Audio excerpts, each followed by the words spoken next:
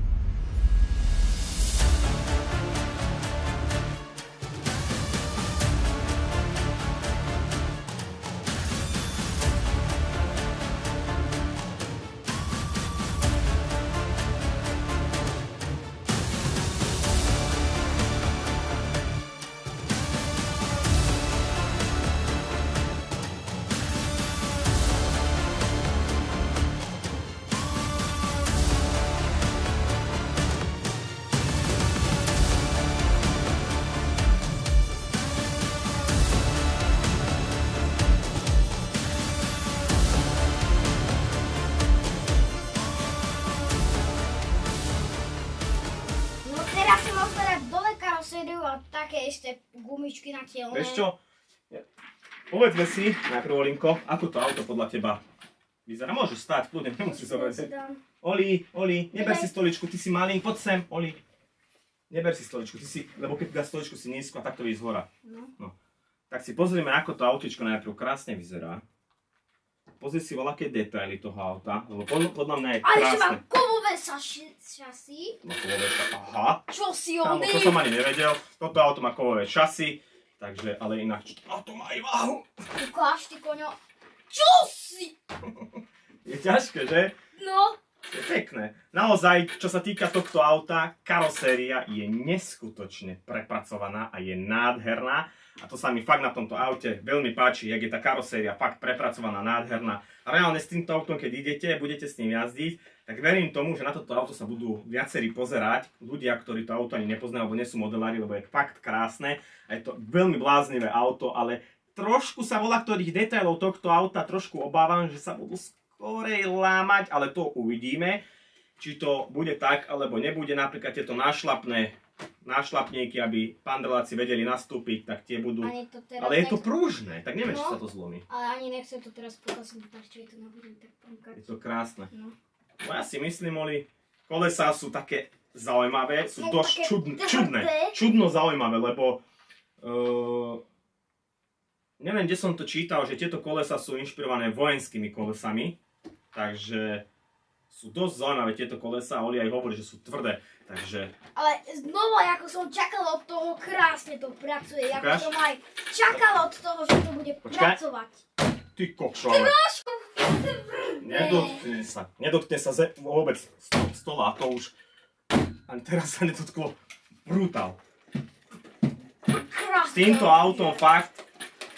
Ja verím v toto auto, že bude mať veľmi dobré jazdné vlastnosti. Trošičku sa obávam stability pri veľkých rýchlostiach, nakoľko tá koncepcia toho auta je taká jak gula. Nie je to moc rozťahnuté, čapaté, jak voľaké truginy, ale je trošku tak šťapnuté. Ale to nevadí, ja som na to veľmi zvedavý, ako to bude jazdiť a napríklad pri tomto aute, keď sa na ňo pozerám, nebal by som sa s ním fakt skákať, ale vôbec. Je krásne. Dajme si dole karosériu. To som aj chcel. Sú tam sponky. Opatrne, ja to nebudem robiť. Dáme si to neroztrhol. Vzadu sú menšie. A nárazníky ani nie sú odpružené. Vzadu sú menšie a vpredu je jedna väčšia.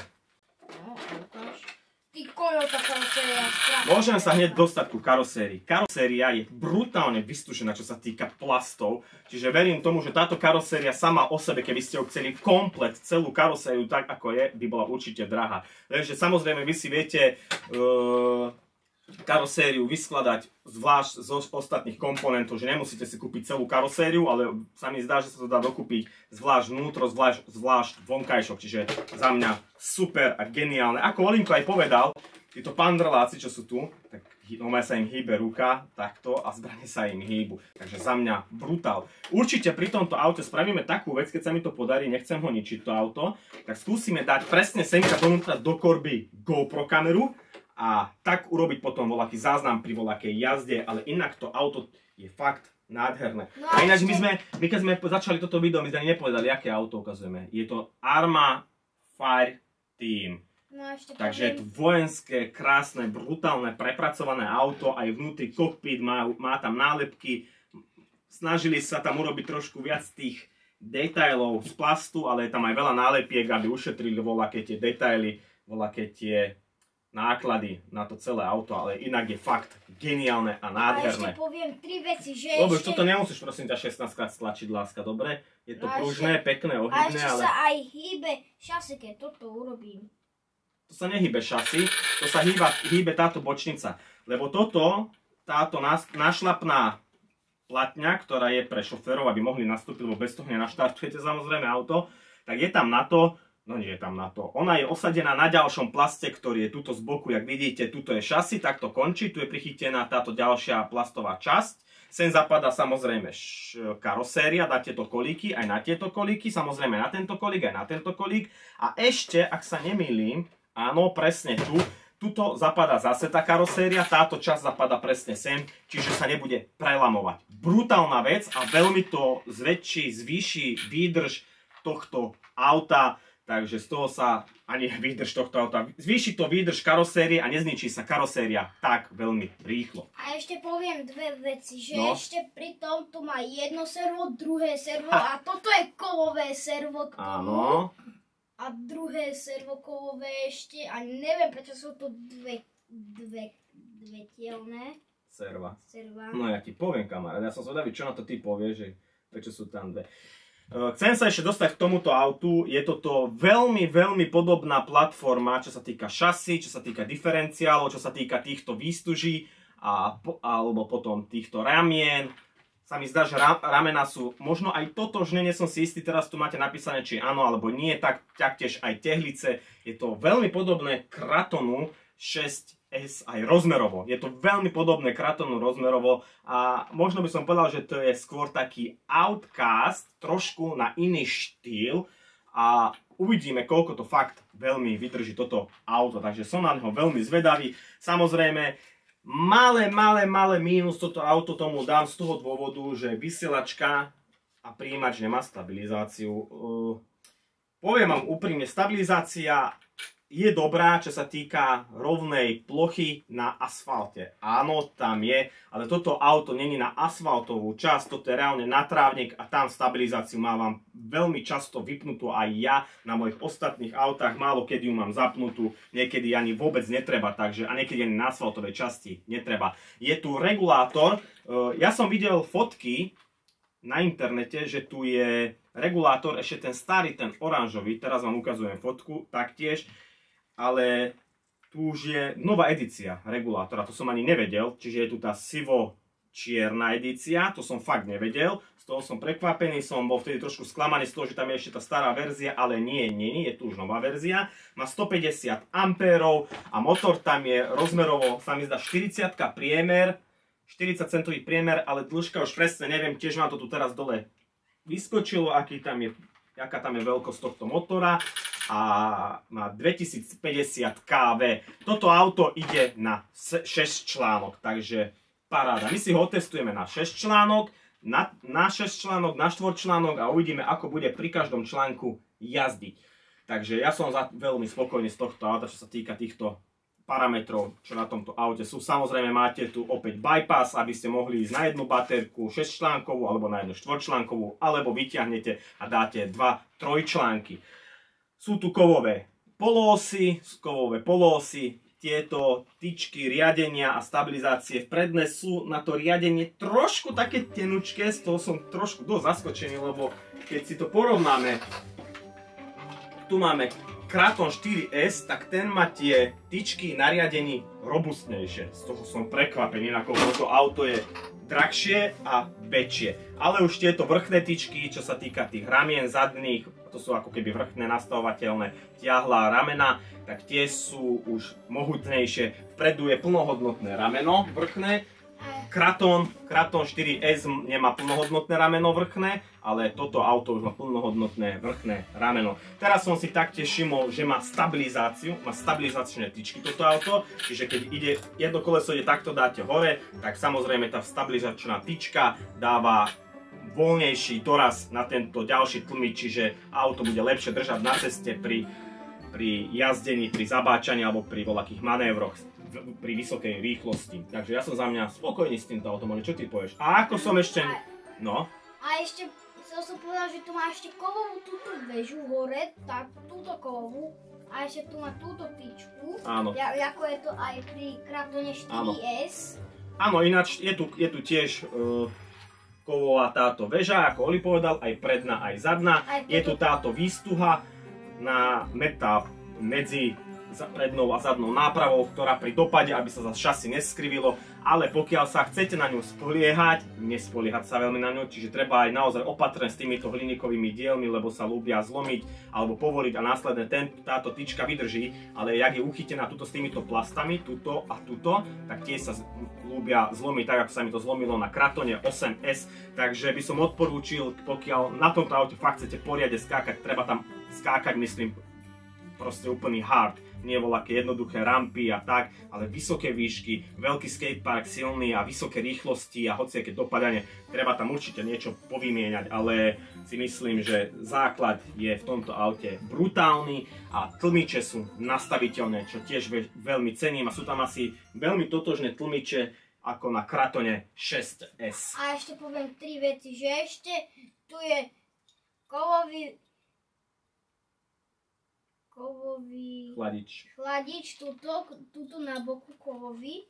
Ešte tu je kovový, ako sme hovorili, sme sa o tom rozprávali, ešte sa to aj hýbe. Hneď sa k tomu dostaneme, poviem a ti.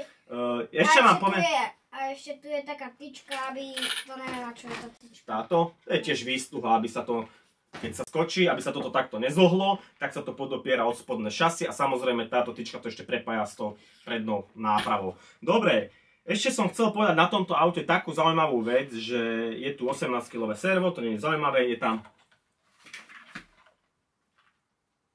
neviem či je kovové, ale je tam, kovové prevody sú, áno, ale myslíme kovovú edíciu zvonka, či má kovový plášť zvonka. A ešte som chcel povedať na tomto aute, že baterky sa sem zmestia ľubovoľné. Tuto není žiadna výstuha alebo niečo, čo by ste museli vycvakať na to, aby ste tam dali vlastný rozmer baterky na tomto aute. A teraz jednu zaujímavú, ako pre koho zaujímavú, niekto hovorí, že to zaujímavé nie. Olinko, poď sem vysvetlím ti. Už ty chceš baterku, že? Olinko, ideme povedať jednu zaujímavú vec. Tuto vidíte druhé servo, čo som hovoril na tretí kanál. Toto auto, Olinko, skús tipnúť, na čo to je vzadu toto. Je tam servo, niečo tam robí, tu je veľký kotúč, čo to je? Čo trošku pridáva? Nie. Alebo to pridáva vzadu? Ľudia, toto auto má reálne ručnú brzdu.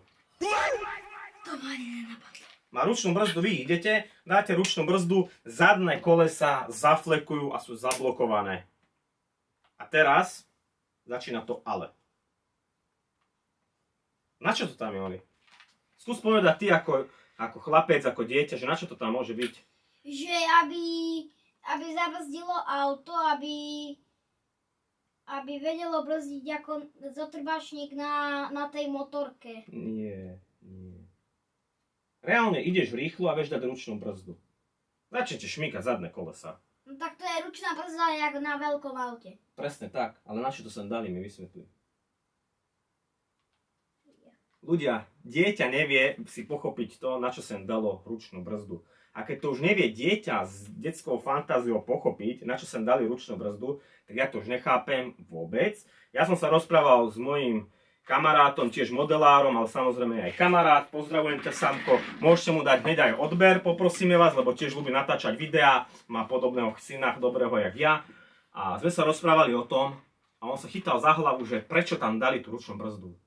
S ručnou brzdou sa vraj nedá driftovať. On má aj driftovacie auto, nedá sa driftovať. A na čo to tam je? Je to pekné, áno, idete autom, idete rýchlo, zaflekujete a brzdíte. Ja neviem, ako dobre, OK, na 5 sekúnd s tým zafrajerujete, ale čo následne spraví... Už viem. Olinko, počkaj. Ja som zvedavý, čo následne spraví potom medzinápravový diferenciál, lebo zadné kolesa sa zaseknú a predne nie. Čiže tým pádom vy musíte dať riedky olej do medzinápravového diferenciálu. Skúsim. A ešte... Pozrite sa, medzinápravový diferenciál, riedky. Paráda, hneď som to zistil. A ešte môžem povedať, že už som asi zistil, že to je na také menšie frajerovanie, že takto zadriftuješ. No a to neviem, či bude fungovať, lebo presne toto hovorí samo, že to veľmi fungovať nebude. Naozaj len jemne zafrajerovanie. Ale naozaj veď, keď použiješ ručnú na naozajnom aute, stričíš to, ono aj tak urobí drift. To není drift, to je iba také šmyknutie, no veď práve, sa pomýlili. Fakt, neviem si predstaviť tých inžinierov, ktorí navrhovali toto auto. Ono všetko super, fakt, ja nemám voľaké výtky, je to iný štýl auta, konečne nie je to Kraton, nie je to Outkast, nie je to hento, je to úplne niečo iné, je to fakt niečo krásne, geniálne.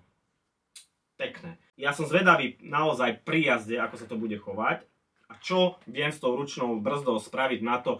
Na videu, pri prezentačnom videu, čo dáva Arma, zaflekovali, zadriftovali toto, ale ja neviem, či to tak reálne bude fungovať. A som z toho trošku taký mierne, nie sklamaný, ale neviem, na čo to tam je. Neviem. Uvidíme, na čo to tam je, ako to vlastne bude fungovať. A presne to, čo som ešte chcel povedať na tomto aute, že tam je ten medzinápravový diferenciál. A keby ste chceli do medzinápravového diferenciálu dať hustý olej, o dosť hustejší, tak vy keď zablokujete zadné kolesa, tak zablokujete hneď aj predné kolesa. Čiže vy by ste flekovali. Takže neviem. A ešte nemôžem zabudnúť, čo robí Arma geniálne. Na tlmičoch dáva takéto gumené prachovky, čo musí mať každé auto. Keď to nemá, kúpte si z AliExpressu ponožky na tlmiče a dajte si to tam. Nech to je super a nech vám tam nejde prach, lebo prach rozbíja tesnenia. A samozrejme, predný nárazník odperovaný, zadný tiež ale extrémne stúhaj odperovaný zadný nárazník. Takže my si môžeme, Oli, tam asi dať to, čo ty veľmi chceš, tam dať tú baterku. Ja som tiež na to zvedavý, jak funguje tá ručná brzda. A my sme tam chceli dať 4 článok. 6 článok dáme. 6? Toto je 4. Dáme tam 2 tieto baterky a tým pádom to bude... A toto je 6? Čo, láska? To je 6 článok. Áno, 2 baterky, áno, to je 6 článok. Počkaj, Matúško, neviem, či tam nezobral redukciu. Áno, zobral. Zobral, že? No. Tu je jedna a druhá máme. No. Ešte máme. Jednu nám zobral Maťo hore. Dobre, stoličku ja ešte nepotrebujeme. No. Teraz ako vždycky. Olinko, Ja. Oli, vyťahni a zober to z hentej vysielačky na Kraton na 4S baterky. Tam sú a daj to tam, prosím ťa. Ale sú také isté ovládače ako na Kratone? Kratone. Áno, taká istá vysielačka, jak má Kraton. A ako som povedal, chceme dať ľubovoľný rozmer baterky do výšky. Táto lišta by mala byť výsuvná a je, čiže paráda tiež, sa mi páči. Aj keby nebola, viete ju dať preč.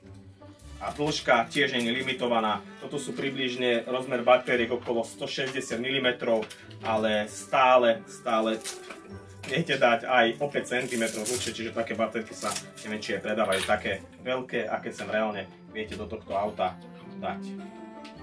Dobre, dáme si baterky. Takto môžem to len takto robiť. Daj sem, ja ti pomôžem. Ktoré sú?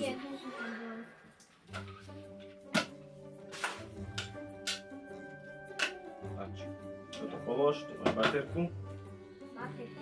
Baterky. A ja som zvedavý.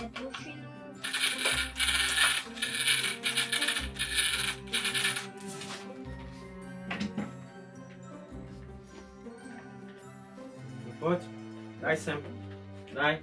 Ešte jedno. Rýchlo. Zavri krytom. To som sa povedal.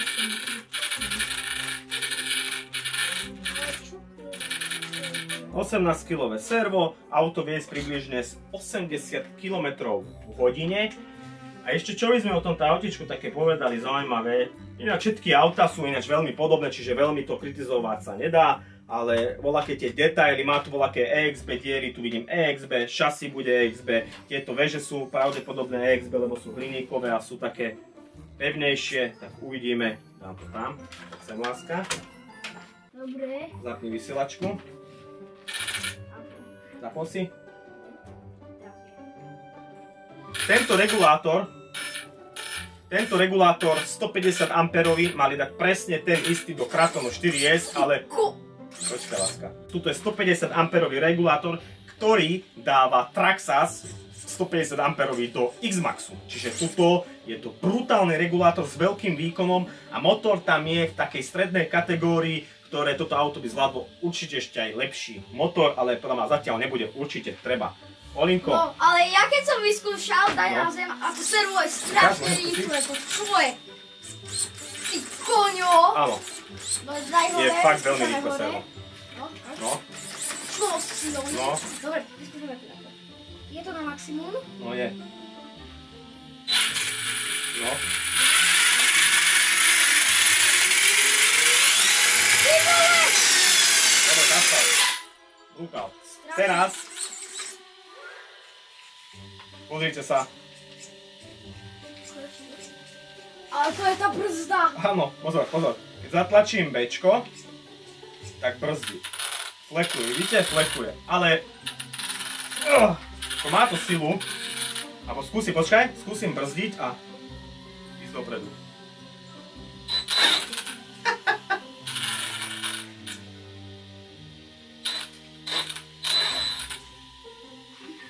Ale servo tam je na brutálnejšie z tých najväčších napríklad. Ono tam je dobre sprevodované to servo, že ide dobre. Auto nie je tak ťažké na to, ale keď zatlačím, tak ide rýchlo. Takže servo tam je naozaj dosť rýchle, je tam už tá nová edícia tých seriev, má 18 kg približne sa mi zdá. Áno, 18 kg servo toto bude. A tá ručná brzda, pridáš a keď potom zatlačíš. Keď pustíš plyn a toto zatlač, dobre? Dobre. No, pridaj naplno.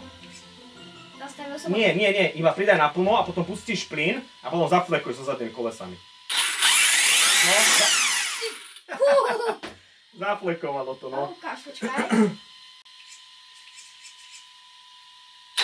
Dobre, spáliš gumu. Spáliš túto gumu. Ale naozaj to brzdilo silné. A Je toto to- keď dám hore, tak čo robíš? Nič, to ide opačne, servo vtedy to nespraví nič. A ja, A reálne, potom ešte, aby ste vedeli, Dal, jakú väčšiu silu to má. tuto máte potom na tom serve takúto pružinku. A tú pružinku viete samozrejme dotiahnuť na to, aby ste urobili väčší dôraz na tú brzdu a na to celé. No ale uvidíme v praxi, ako to bude fungovať. Ja som veľmi zvedavý na toto auto.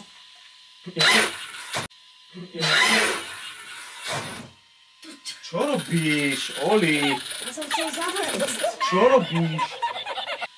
Ja som myslel, že chcel som vyskúšať, že zabrzdím takým Oli, splinom. skoro si mi prsty odsvakol. Dobre, ja som na toto auto veľmi zvedavý, ako jazdí. Tešíme sa s Olinkom na ňo, ako to bude jazdiť, čo to všetko auto dokáže a či tá brzda na tom aute má reálne voľaký. Potom ešte, ináč musím povedať pri tomto aute, treba si naučiť sa na tieto konektory, na tieto káble, naučiť sa, ako ich dávať. Lebo nemôžu zavádzať tuto a nemôžu zavádzať presne ani na týchto kolíkoch, ktoré zapadajú semka do tejto karosérii. Čiže na to si treba dávať pozor, treba ich pekne takto prichytiť. Samozrejme, vyhnete sa tomu, že auto sa samé od seba vypne. No a teraz musíme zistiť, ako sa to tam dáva dobre. Ako sa to, akože pekné. A ešte vám poviem, toto auto je do kopca, až na to, že to je do kopca, má rýchle servo, kovové diferenciály, kovové šasy, má rýchle servo, ide rýchlo docela, až na to, má aj ručnú brzdu. Ináč to servo sa páči naozaj mne. A tá ručná brzda, uvidíme, ja neviem. Ja tak Ale to neviem. servo je brutál, ty vole. Hej. To keď vyskočím, tak možno urobil aj start. Tak, je to fakt zaujímavé auto, až na tú ručnú brzdu, na ktorú som fakt veľmi zvedavý a preto s ním chcem ísť jazdiť. Teraz zaťahnem brzdu a začnem pridávať. Neviem, či to je veľmi dobré, lebo v tejto chvíli pracuje na 100% medzinápravový diferenciál a ja sa toho trošku obávam. Ale dobre, treba to využiť s rozumom, treba sa s tým hrať s rozumom, aj poblázniť s rozumom, neznamená, že teraz to máte šetriť, treba to užívať to auto a využiť tú ručnú brzdu na to, na čo tam bola určená, čiže to užívateľ zbadá, ako sa dá tá ručná brzda využiť a my to otestujeme, Linko, brutálne, lebo som na to veľmi zvedavý. A ešte pôjdeme využiť to na vlaky, ešte taký kopček, takýto využiť, ešte vyskúšame na ten kopec ísť. Ináč, teraz ma napadlo, jak Oli hovorí, že ísť na voľaký kopec a keď ste na kopci, nemusíte držať brzdu, lebo to neviete, lebo by ste cúvali, ale keď dáte ručnú brzdu, tak auto vám zostane držať na kopci a neposuniete sa. Čiže keď niekam pôjdete a bude tam kopec, vy si to viete, auto, vidíš, na to je dobre. No a ešte keď pôjdete do kopca alebo po teréne a nechcete sa posunúť dole, dáte ručnú, auto drží, chcete sa rozbehnúť, začnete pridávať, pustíte ručnú brzdu a auto sa rozbehne. No a ešte som chcel povedať, že zabudli sme to povedať s Klatonom Max a X-Max. X-Maxom to chceš? No a ešte môžeme to Maxom. porovnávať s Maxom. Max je mierka 1:7. Max je mierka 1:8 a toto je 1:8. Čiže tu vidíte teraz presne rozdiely v rozmere. A to Čiže je je to, väčšie, no jasne, že toto je väčšie oveľa. No ale len na tú karosériu. Áno. Na ešte X-Maxa to tam. Môžeme to dať, áno, No. ešte X-Maxa tam dáme. A toto je to najkrajšie auto a to si zobral na test. A ja by som si ho prosil nechať pekné. Ty by si všetky auta chcel si nehať. Ne, toto stačí mne. Áno. No a keď to porovnáme, tak to je polka veľké, pozrite. To je polka veľké, pozrite, porovnám. Áno, je to niečo medzi Maxom a X-Maxom. Čiže reálne 1:8, 1:7, 1:5, je to fakt niečo medzi. Není to ani veľké, ani malé, takže za mňa paráda. No a napríklad stredná vec, stredné auto je napríklad Erevo, čo má platino, nie je to ani veľké, ani malé. Áno, Erevo, ale také veľké ako toto. Erevo. No môžeme aj to porovnať. Ty by si všetko chcel porovnávať. No. To zbádame na ďalšom videu. My si toto video ideme ukončiť. My si ideme s týmto autom zajazdiť a vy zbadáte pri ďalších videách, ako toto auto jazdí a akú má reálnu využiteľnosť toto auto v praxi a pri jazde. Tak sa vidíme na budúce, že? Dajte odoberať YouTubeový kanál, to nás veľmi podporí. A ešte by som niečo odol, tu by som dal svetielka aj tu dopredu. Ináč, a to by som Oli, tomu ver. Na toto auto spraviť poriadne osvetlenie, nech to auto vyzerá vnútri do kokpitu, pekné svetla do kokpitu, aby vnútri panáci svietili, dopredu svetla, dozadu červené. Brutál. A ešte túto regulátor, aby tu chladil takto. Ventilátor. No, tam sú ideálne dierky. No dobre, vidíme sa na budúce. Odoberať YouTubeový kanál, vás poprosíme, ak vás toto autičko zaujíma a vidíme sa pri ďalšom videu. Čaute! Čaute. A pomaly musím dávať brzdu. Ešte si uvie zalepiť s ňou jazdiť potom voľako. Pripraviť sa, pozor, štart!